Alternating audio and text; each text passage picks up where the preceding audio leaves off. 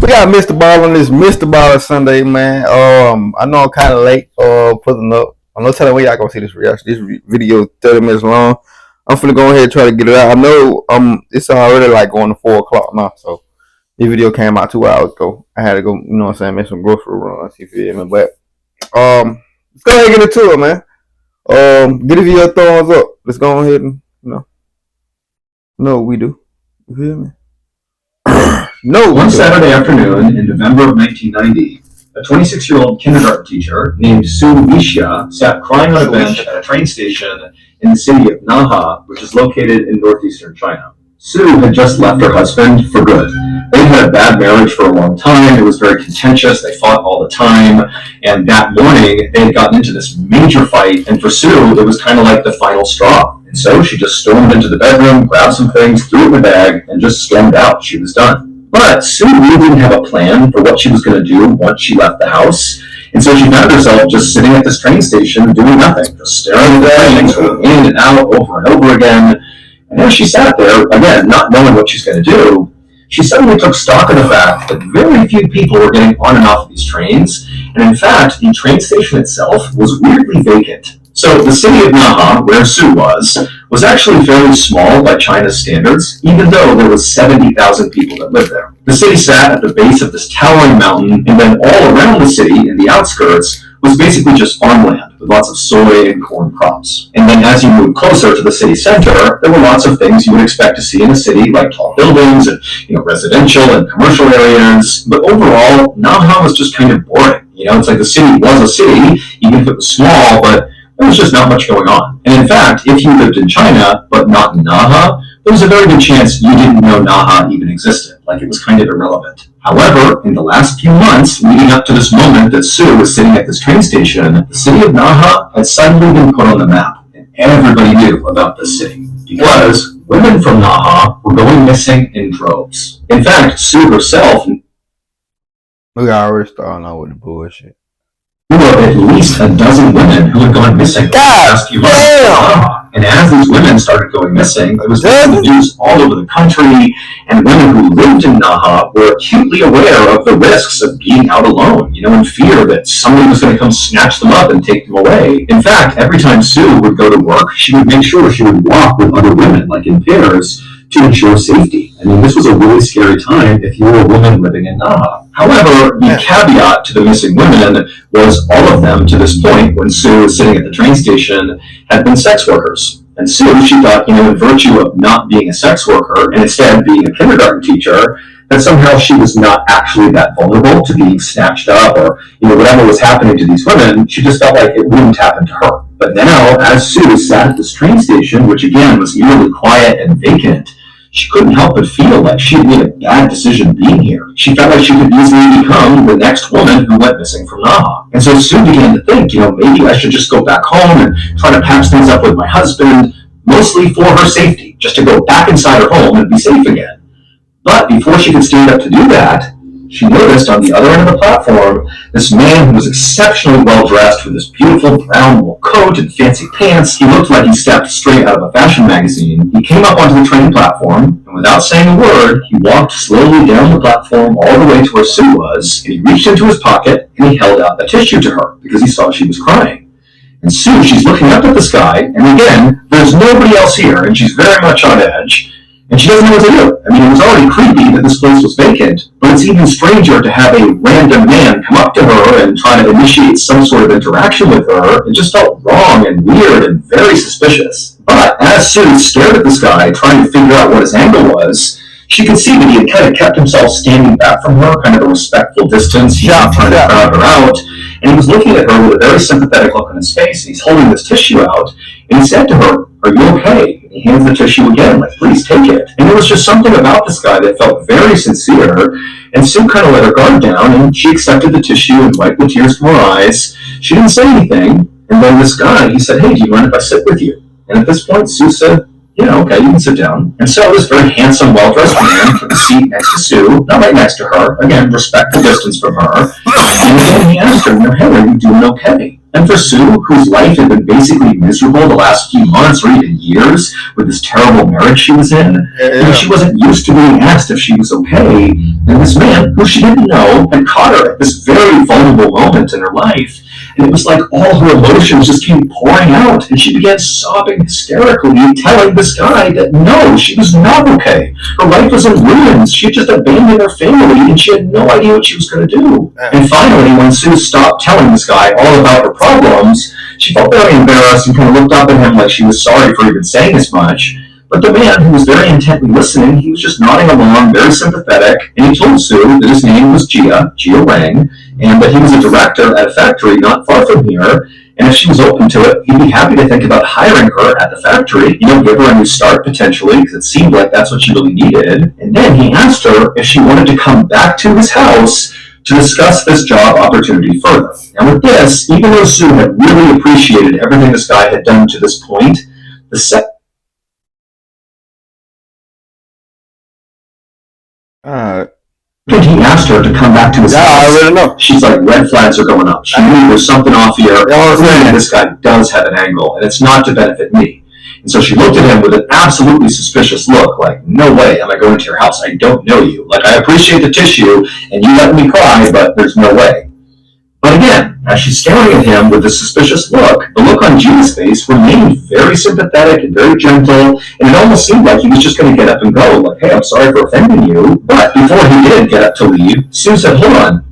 Actually, yes, I'll come with you. She didn't know why she agreed to go with him. Maybe it was because her life was so messed up at this point that she was just kind of ready to take chances and be sort of reckless, and this was definitely that. Big chance, very reckless. Again, she just felt like, there's something sincere about this guy. She felt like she could trust him. And so, bitch, there are serial killers going around. Over 10 dozen women have gone missing. A random man comes up to you in a train station, you by yourself, and offer you to go to his house and a job offering, and you gonna go? Whatever happened to her deserved to happen. I'm calling. Gia stood up. Walked down the train platform, not saying much. They went downstairs. They went out to the street, and they walked a couple of blocks to where Gia's street was. And as soon as they turned the corner, and he showed Sue which house was his, Sue looked up, and whatever hesitation she had had still to that point about following the stranger to his house were gone, because she saw his house was beautiful. It wasn't that it was so grand or anything. It totally fit with the neighborhood, but it was very well maintained. And totally felt on brand for a guy who was so well dressed and so well manicured and frankly so handsome. So Gia led the way to the front door of his house. He unlocked the door, he opened it up, and then he gently gestured for Sue to come on inside. Past him, Gia followed her in, and the two of them took off their shoes and moved their way into the kitchen, where Gia brewed some tea for them, and then they both sat down and began to sip their tea and talk about this job opportunity. And so for a few minutes, Gia is telling Sue all about the role and what she might be doing, and Sue is kind of asking general questions about it, but for the most part, she just kind of enjoyed being in the presence of somebody who seemed to care about her. But after she finished her entire glass of tea, suddenly Gia, who had been talking this whole time about the factory, just stopped. It was like he was waiting for her to drink that entire drink. And as soon as she was done with her cup, Gia, again, he went quiet and just stared at Sue with this kind of sinister look on his face, like he was very pleased. What in the Jeffrey Dahmer shit do he have going on? He on some Jeffrey Dahmer type shit right now. I ain't gonna lie to you. John Wayne. What's going on? And at that point, Sue looked down at her teacup and then back at Gia, and suddenly she began to feel very drowsy. It was like her vision was beginning to go, and she realized Gia clearly had poisoned her. There was something inside of her tea. And so before she could do anything, everything went black. A couple of weeks later, just a few blocks away from where Sue met Gia at the train station, a police officer named Zhang was standing behind his desk at the police station when a very concerned-looking elderly couple came inside. Now, this couple was here to speak with Zhang about a missing person, but the missing person was not Sue. She had been missing for 2 weeks now. Nobody had seen her, but no one had reported her missing. Her husband had just assumed that Sue had left him, and that's why he hadn't seen her, and so he had naturally not reported that. And again, nobody else knew she was missing, so keep that in mind. Officer Zhang has no idea about Sue and Gia, none of it. But when this elderly couple came in to make a missing person report, Officer Zhang was not surprised. It was now December of 1990, and over the past 6 months, 20 women out of Naha had suddenly gone missing. Remember, Sue is not one of those 20. The 20 are mostly sex workers who went missing at that same train station where Sue met Gia, and so Officer Zhang was used to making all these missing person reports. But candidly, the police actually felt like, because these were sex workers that were going missing, they weren't sure if they were actually being abducted or if they were simply getting on a train and kind of leaving town to go work somewhere else. And so really there wasn't a whole lot of investigation happening to figure out why so many of these women were going missing. But again, Officer Zhang, he's not surprised that they're telling him they want to file a missing person report. But when Zhang took this elderly couple to an interview room to talk to them about whoever was missing in their lives, when this couple spoke, Officer Zhang knew this was different, because the couple was not reporting another missing woman from Naha who also happened to be a sex worker. Instead, they were reporting that a man was missing, a businessman. However, the details of his disappearance sounded eerily similar to all of these sex working women who had also gone missing. This guy was last seen at that same train station where Sue had met Gia, and then nobody had seen him, and so that's why they were here. And so Officer Zhang, he wrote up their report, and then he told the couple that, very likely this man is okay, and he'll show up at some point under his own steam, but he told them that man go into it, and they'd be in touch. However, as this couple got up and turned around and left, Officer Zhang couldn't help but feel like this missing man and all these missing women went missing from the same place, and it's the same city, and it's the same pattern over and over again, but now we have a man. And even though Zhang wanted to write it off as an anomaly, yes, I'm going on, brother. He started to wonder if this missing man was connected to all these missing women. Because by January of 1991, so 2 months after Sue had gone missing without a trace and still had not been reported by anybody, and 6 weeks after that elderly couple reported that man missing, another 5 people from Naha had gone missing, 2 more women, 3 more men. And so now the police in Naha were looking at 26 people, men and women, that had all gone missing. Where is they police doing? 27 people set up some type of undercover thing or something, like do some bait the motherfucker or some at like a random woman and she a police the whole time. Y'all following her something, cause y'all ain't doing nothing. What the fuck is they doing? Taking reports, nigga. I had a clue what happened to them. And importantly, because now there were men who were not sex workers who were going missing, the police couldn't just write this whole thing off as, these sex working women are just going to another city to go do their work there. Like, that was not a possibility anymore.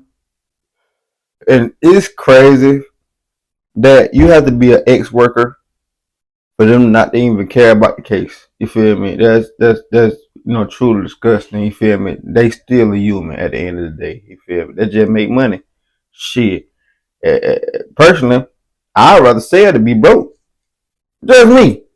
But you feel me? It reminds me of the other Mr. Ball store with the picket massacre, man. This shit is sick already. Anything that's happening is the police. Clearly something bad was happening, and the police knew they really needed to do a real investigation here. So finally, in early spring of that year, the police in Naha formed a task unit and legitimately began investigating all these disappearances. Amazingly, there was no information. There was nothing. These people went missing and nobody heard from them. There was no evidence of where they went. There was not even any sign that anything bad happened to them because no bodies had been found. There was no evidence of really anything happening. All the police knew is these 26 people, not including Sue, so she would be the 27th person, had been at this train station and then vanished. That's all they knew. And got to the point where this story really began to spread around China, and it became like this running joke that if you don't want to live, go to Naha, because everybody assumed there had to be some sort of serial killer or something happening there who was just roaming the streets, picking people off.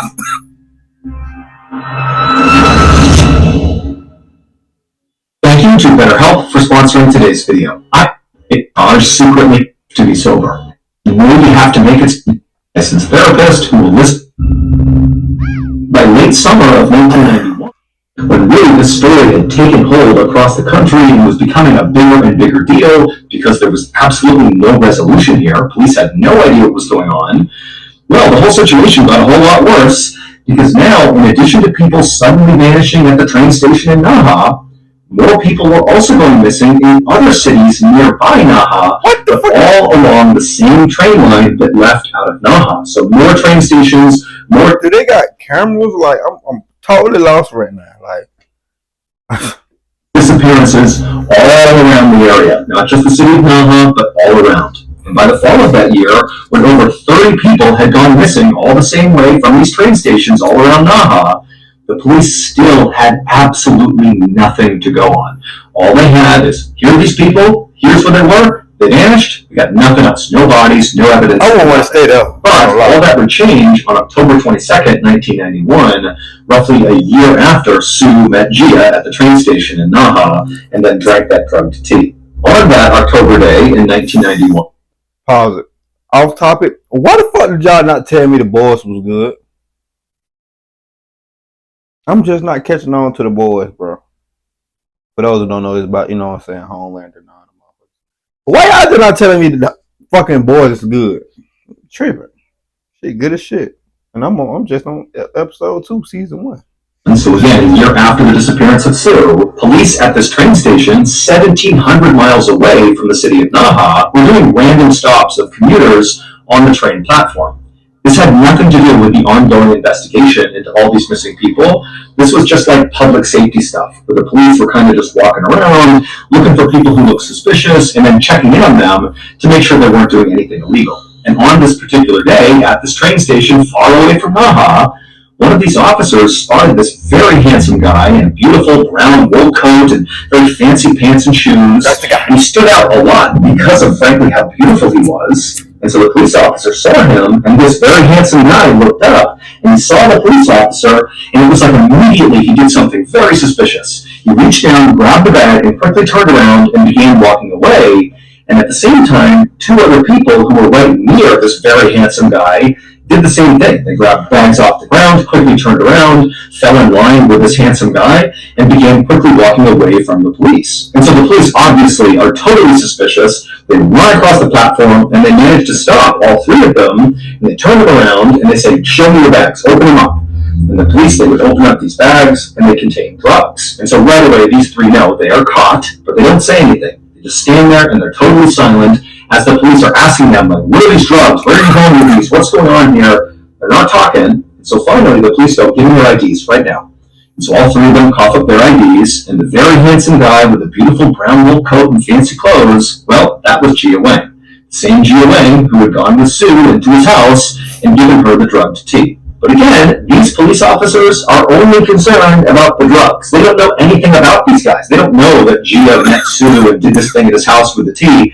That wasn't even reported to police. Nobody knew about it. But these police knew they had caught these 3 people with these bags of illegal drugs, so they brought them back to the station and began to question each of them.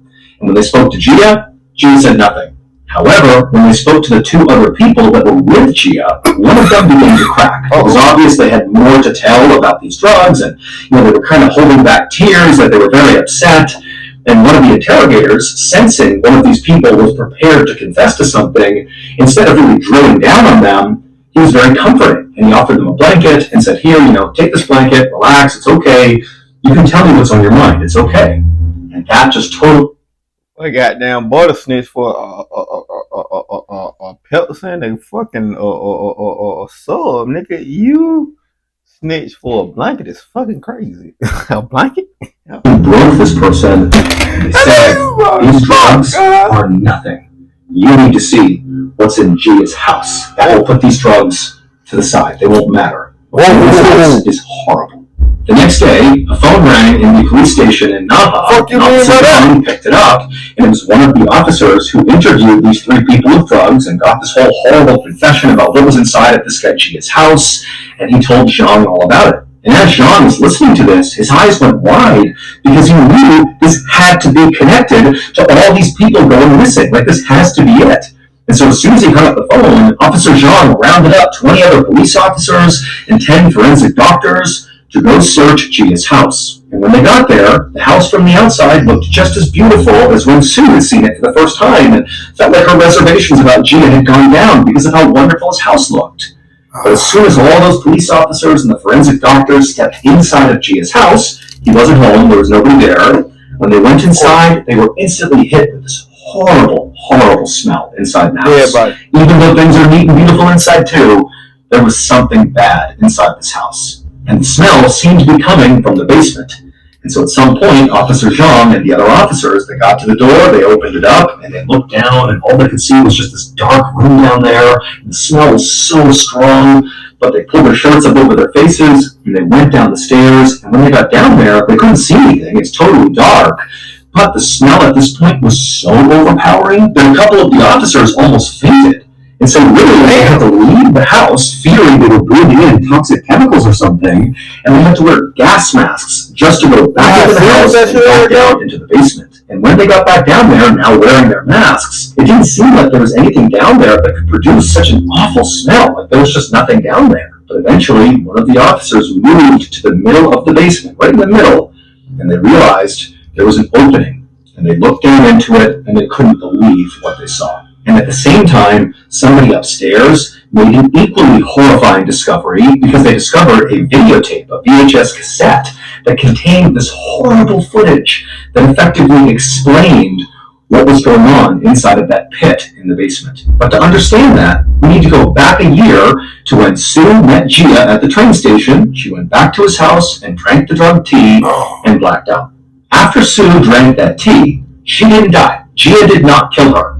Instead, she woke up a few hours later being totally confused, and she was immediately hit by this horrible smell, but it was totally pitch black. She can't see anything, and she began feeling her hands around her, and she felt stone everywhere she touched, and eventually she realized she was in what felt like the bottom of a well.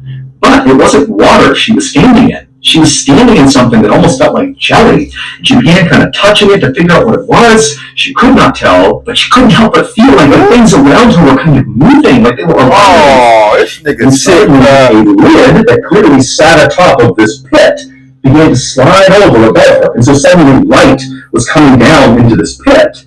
And at first, Sue looked up and she didn't see anything, but then she looked down and realized what was all around her. It was people, dead people, and potentially even half-alive people that were just stuffed into this big pit.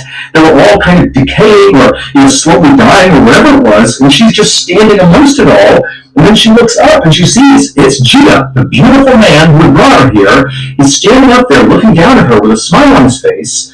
And Sue immediately pleads with him to please spare me, don't kill me. And Gia, he looks down at her kind of inquisitively, and he says, if I lift you out of there, will you do anything I tell you to do? And Sue said, yes, I'll do anything. Just get me out of here, please. So Gia, he reached down, he grabbed Sue, and he pulled her up and out of this pit inside of this basement. A few days later, Sue was back at the train station where she met Gia for the first time, but this time she was alone, and she walked up onto that train platform with no intention of riding a train. Instead, as soon as she got up there, she began looking around, and then she spotted a businessman who was sitting on a bench. And she walked over to him, and she sat. Don't tell me this motherfucker's so dumb and naive that she worked with him by attracting males now for if he thought the police was investigating just for female, that he was tracking only females. Now he trying to switch it up. Why she just didn't go to the police? Like, bro. Down next to him, and we didn't really say obviously you ain't got a family. I think what she said was something maybe sexually suggestive or something along those lines, and she's holding his shoulders and touching his hand. She doesn't know this man, and this man is very caught off guard by this, but he's kind of going along with it. And before long, she takes this businessman's hand, they stand up, and they walk out of the train station down to the street, and they make their way a couple blocks over to Gia's house. And when they get there, Sue leads into the front door, she opens it up, she brings the man inside, the door shuts, they take their shoes off, and Sue leads this man into the kitchen where Gia is waiting with a wire between each hand. And as soon as this businessman walked into the kitchen, Gia pounced on him, wrapped the wire around his neck, and held it until the man passed out, and then released the wire. And then Gia and Sue took this man, they lifted him up, and they carried him down into the basement and laid him out on the floor. So he's not in the pit, he's just out in the middle of the basement floor. Then then Gia stepped away, picked up a video camera, turned it on, and began to film. He was filming the man on the ground and also Sue. And Sue, she knew what to do. She was going to do anything she was told to do. So she climbed on top of this still very much alive businessman who's just been knocked unconscious, and she straddles him so she's looking down at his head. And she picks up a knife and she holds it in front of her. And then she looks up at Gia, who at this point has zoomed the camera in. She can hear the sound, the mechanics inside of the camera as it's zooming in on what she's about to do. And then she raises the knife over her head and drives it into this man's chest. The video that Gia shot of Sue murdering this man was the video police found on the first floor of the house shortly after police had found this horrible pit in Gia's basement. It would turn out that Gia Wang was absolutely the serial killer who was responsible for all these people going missing from the train stations. He would abduct them just like he did Sue, and he would bring them to his house, and then he would do horrible, horrible things to them, and eventually he would chuck their bodies into this pit. And so when he abducted Sue, he actually thought that when he drugged her, that he had killed her, and he had chucked her into the pit, believing she was dead. But when Sue had woken up inside of that pit, when he opened it up and looked down, and there she was, fully alive, he had an idea. Well, why don't I turn Sue into a murderer like me? She can help me. And so that was the condition for her being pulled out of this pit, that she would assist him in murdering people, and she agreed to do it. And so the reason the profile of victims changed from sex working women to random men is because though I can tell you right now, the reason she got a divorce is because of her. Her marriage was fucked up because of her. I'm letting you know that now. those are the people that Sue went after. She began targeting women. And so when that elderly couple came in and reported to Officer Zhang that a man was missing, that was Sue's first victim, the man who had been seen on video being stabbed in the chest by Sue. Now, nobody to this day understands why Sue actually went along with this. Like, she was pulled up out of the pit, but then when she was told to go to the train station and find your first victim, it's unclear why she didn't just go to the police and say, hey, there's a serial killer, Gia, here's his house, here's where he is, go get him. For some reason, she just did what he said. And in fact, Sue was not the only person who was brought into this murdering scheme.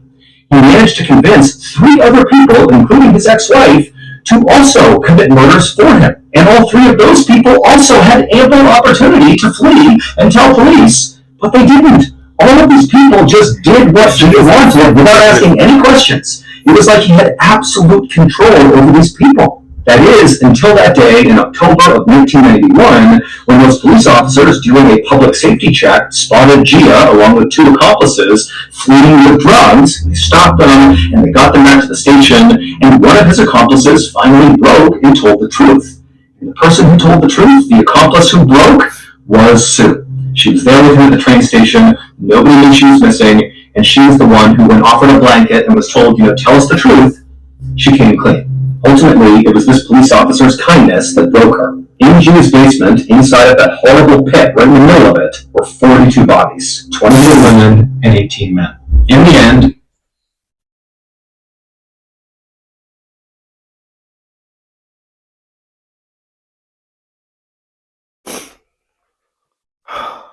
This motherfucker got a Jeepers Creep. That nigga got the shit. He is the original Jeepers Creepers, nigga.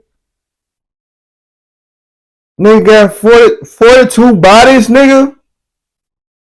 You know how crazy that nigga worse than fucking Gia and all 4 of his forced accomplices, including Sue, were sentenced to death. Yeah. They were executed on January 24th, 1992. Today, the city of Naha is still just as infamous as it was in the 90s when these murders took place. And in fact, the nickname for Naha is now just Bandit City to reflect what happened there.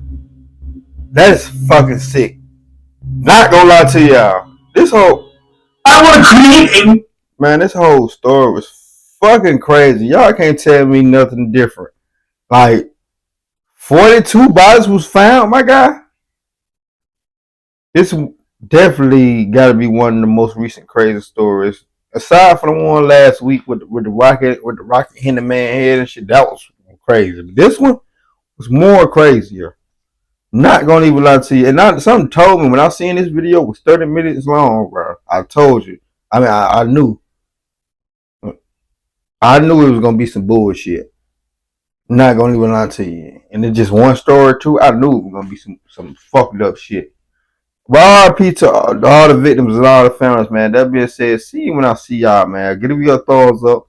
See y'all Wednesday, man. Or Thursday. Let's ride.